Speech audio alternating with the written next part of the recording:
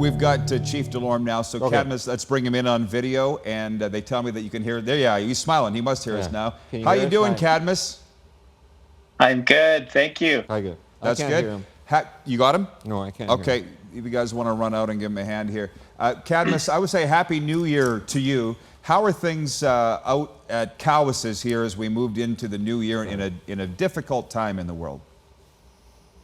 2021 has been interesting. I kind of feel like 2021 is telling 2020, here, hold my pina colada, I'll show you something. Ever since 2021, our COVID cases have started on Cadmus's. Everybody's safe and self-isolating, but we're being tested right now. But our resilience and our community commitment is really showing positive right now. All right, I like to hear that. And Cadmus, I was saying when we were trying to bring you on that you and I met at the Ken Goff Boxing Classic. We both sat at Pat Fiacco's table. It was before you were chief, but got on well. And it's nice to see all the exciting things that you've got going on in your life. And I asked Rand, what were some of the things you'd like to speak with Cadmus about? And he mentioned some of the programs that you've got for youth in Cadmus. Can you talk about that and how you feel are making a difference? Absolutely.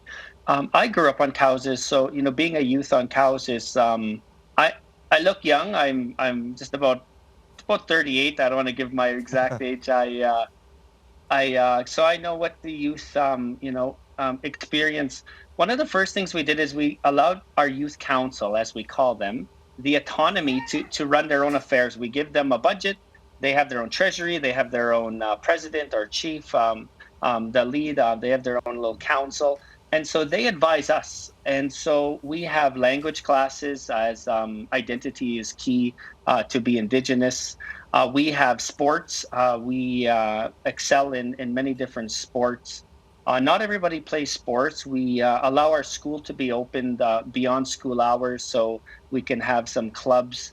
And we're looking for more options, but more specifically, children in care have been a very drive for us. We want to make sure that the culture plan, kinship plan for some of our youth that might not be living with their biological parents, that they still have a family to go to, and that's Cadmus's First Nation.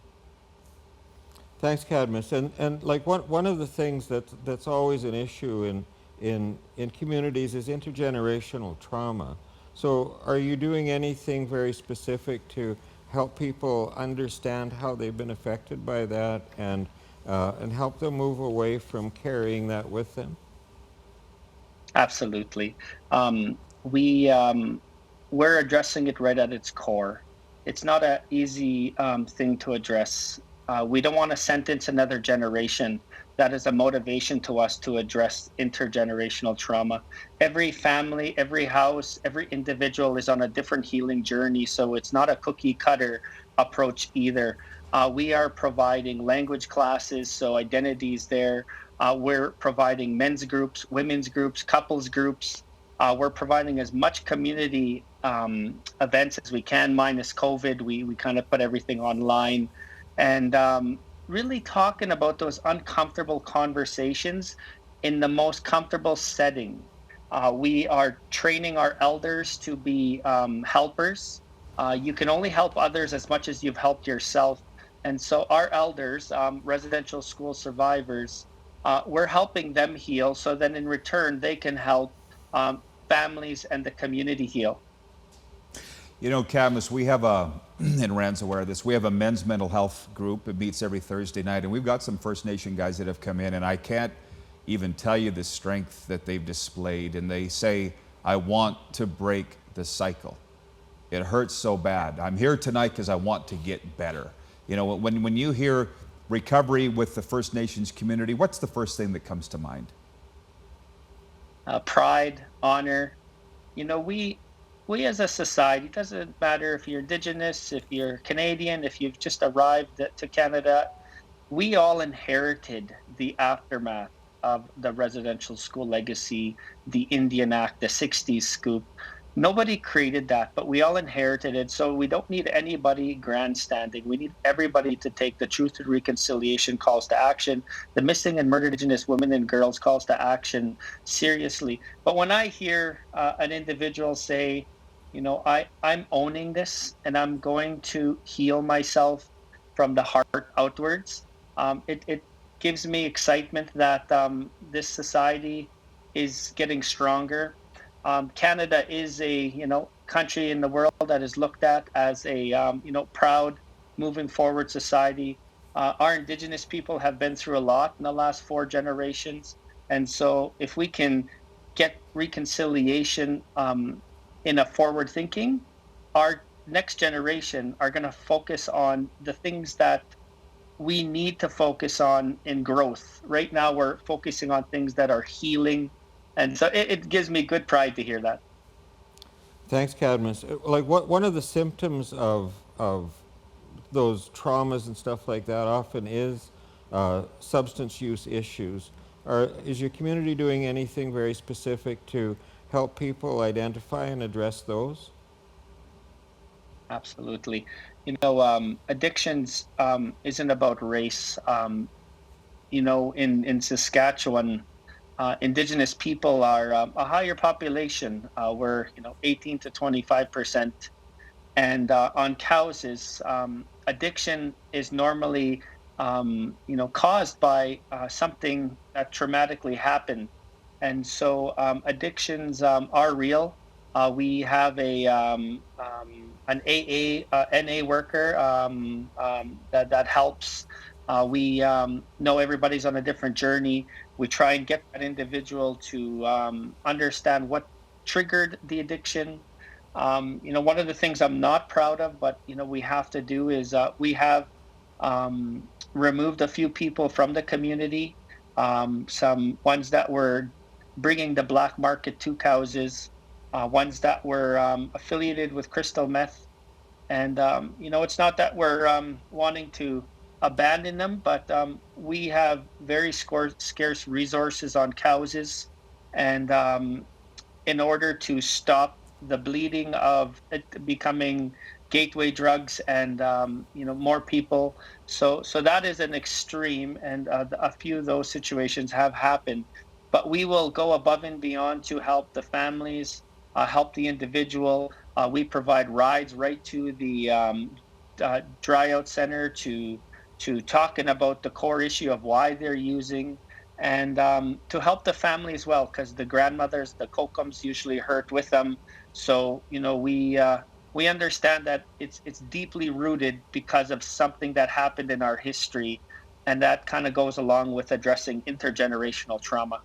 From Darren DuPont, I'm sorry, one of our viewers says, Cadmus is an amazing person. His impact on his community and everyone who comes in contact with him is something special. Sorry, Rand. Well, I was just going to say, Cadmus, that it's really hard to exclude someone from your community because, I mean, the community wants to help them.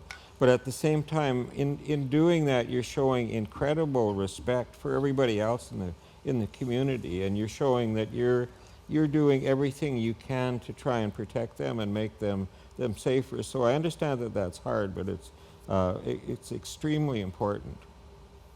Mm-hmm. Thank you. I want to say this, Cadmus, before we let you go.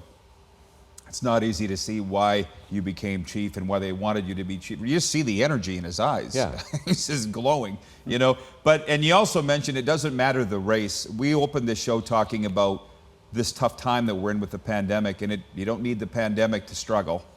A lot of people are struggling, but the key is connection and reaching out in community. And you've already kind of covered that, but I could just imagine when you're dealing with the hurt in your community, no different than what we have in the city, the key is connection. And do you find it tough to have people open up that are struggling? Yes. There's a sense of pride in many people, and putting that shield down. I use a Brené Brown theory that you must put your shield down. And so, to me, it's about character, it's about tone. And so, some have the gift to do that. I was raised with parents that went to residential school. I had a father that never told me he loved me, never really touched me, but I knew he would do anything for me. That was just his impact of his residential school experience. So, as a chief, I help a lot of people in those situations where they don't know how to say I love you. They don't know how to put their shield down. And so, one of the gifts of Indigenous is our humor, is our ability to laugh. But we got to be cautious with that because there's two kind of humors. There's a helium humor and there's a weighted humor. The helium humor is the one that makes people put their shield down. So once I show people my heart, I then ask for their hand, and it's give and go.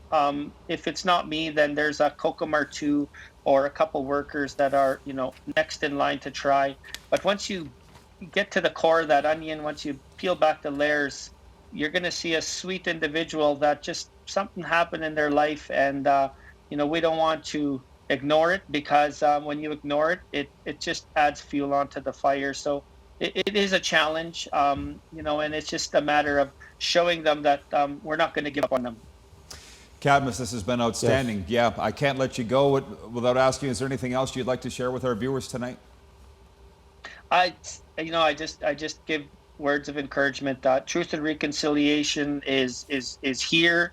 Let's not sentence another generation. Let's not have people in the grandstand. We all inherited this history together, and if we address it now, our next generation could focus on the growth, the jobs, and we can put reconciliation as something that this generation conquered. Cadmus, thank you. yeah, always great seeing you, my man. We're lucky to have you. Thanks for this, and all the best in 2021, sir. Okay, Thank you, and all of you as well. Okay, thanks. Chief Cadmus Delorme from Cowessess First Nation.